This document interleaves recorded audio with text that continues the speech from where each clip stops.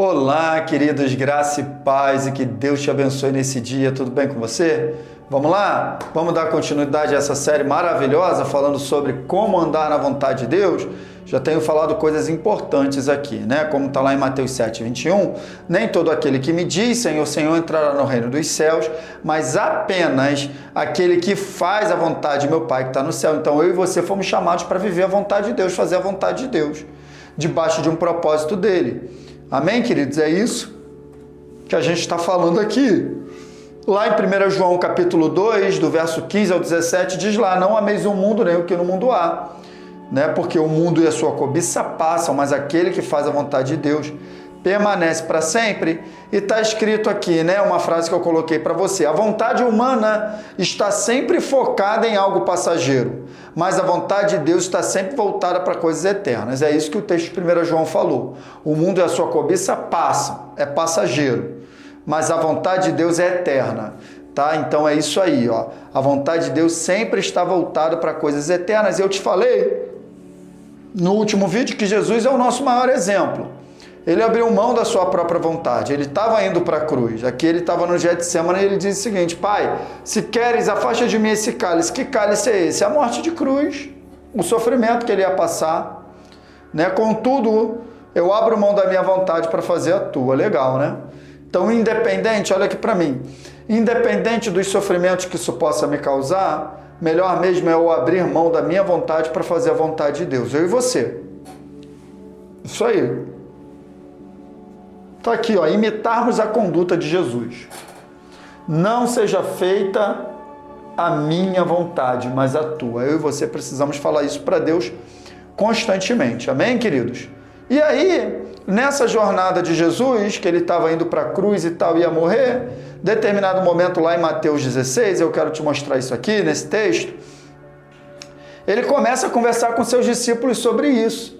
Olha, está chegando o tempo, vou ter que morrer. Né? É a vontade de Deus e tal, vim fazer a vontade do meu Pai. Ele estava sempre falando isso para os seus discípulos. Né? E aí Pedro, né, ele ouve aquilo e ele não gosta de ouvir aquilo. Ele diz o seguinte, olha só, não vai acontecer isso não. Tu não vai morrer e tal, não vou deixar e tal. E aí você conhece qual é a resposta que Jesus dá para eles, né? Jesus fala o seguinte para Pedro, olha só Pedro, para trás de mim, Satanás. Agora vamos dar uma lida lá, porque tem um detalhe legal nesse texto, olha só. Jesus virou-se e disse a Pedro, para trás de mim, Satanás. Caramba, repreendeu, né? Você é uma pedra de tropeço para mim e não pensa nas coisas de Deus, mas nas dos homens. Então, queridos, o que Jesus está fazendo aqui? Jesus está corrigindo uma maneira errada de Pedro pensar. Ele está dizendo o seguinte, você sabe por que você não quer que eu faça a vontade de Deus? Porque você não está pensando nas coisas de Deus. Você sabe por que, Pedro, que você não quer que eu vá para a cruz? Porque você está pensando nas coisas dos homens. E lembra que eu falei para você que as coisas dos homens sempre vai nos puxar para algo que é passageiro? Então Pedro, ele queria livrar Jesus de um sofrimento que ia durar só um período. Mas Jesus não estava focado no sofrimento que ia durar só um período. Jesus estava focado numa obra eterna que ele veio para realizar. Então, por causa da obra de Jesus, porque ele se entregou à vontade de Deus, porque ele fez a vontade de Deus e não deu ouvidos a Pedro ou a Satanás através de Pedro, eu e você estamos aqui hoje. Podemos recebê-lo como Senhor e Salvador da nossa vida. Para pensar nisso. Se Jesus tivesse aberto mão da cruz por causa de um sofrimento momentâneo, percebe, queridos, fazer a vontade de Deus é focar nas coisas eternas e abrir mão das coisas passageiras. Foi isso que Jesus fez, mas é interessante você entender isso aqui, ó. Fazer a vontade de Deus implica, em primeiro lugar, uma mudança de mentalidade. Jesus corrigiu uma maneira errada de Pedro pensar. Foi isso que Jesus fez.